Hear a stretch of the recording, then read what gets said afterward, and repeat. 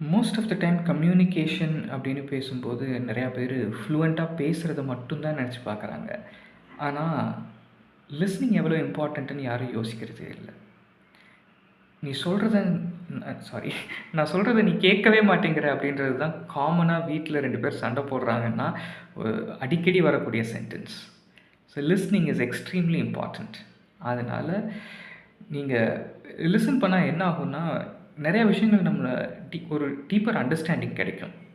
அதோட நம்மளால் ஒரு நல்ல கொஸ்டின்ஸ் கேட்க முடியும். நீங்கள் கவனமாக கேட்டிங்கன்னா தான் கரெக்டான கொஸ்டின்ஸ் அவங்க கிட்ட கேட்க முடியும். கரெக்டான கொஸ்டின்ஸ் இன்னொருத்தங்க கிட்ட கேட்கும்போது தான் நமக்கு ஒரு பெட்டர் அண்டர்ஸ்டாண்டிங் கிடைக்கும். So listening is very important.